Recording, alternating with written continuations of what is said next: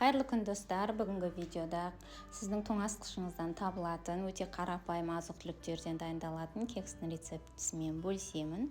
Видеоның соңына дейін көріп тамашалаңыздар. Бөлме температурасында тұрған 3 жұмыртқаның үстіне қантымызды салып, миксердің көмегімен араластырамыз. Массамыз өзінің көлемін 2-3 есеге дейін ұлғайтып, ағарғанша миксерлеуді тоқтатпаймыз.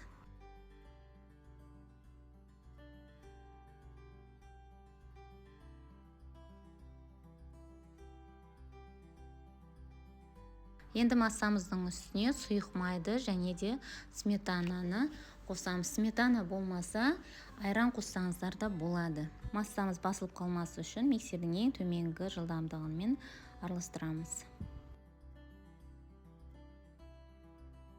Құрғақ ингредиенттерді араластырып аламыз. Ұнға қопсытқышымызды салып, венчиктің көмегімен араластырамыз.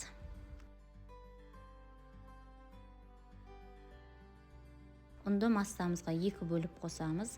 Күрекшенің көмегімен массамызды басып алмай, астынан үстіне қарай араластырамыз.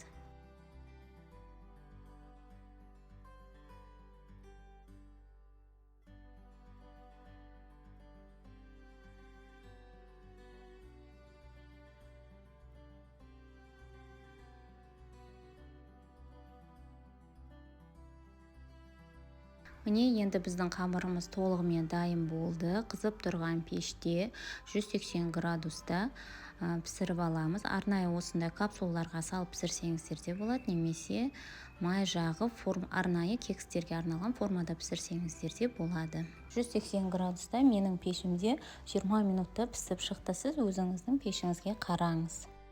Міне менде кекстер толығымен дайын болды. Өте қарапайым азық-түліктерден дайындалатын кекстің рецептісі. Үстіне сахарная пудраны сеуіп, шайға дайындасаңыздар болады. Тез және оңай дайындалады.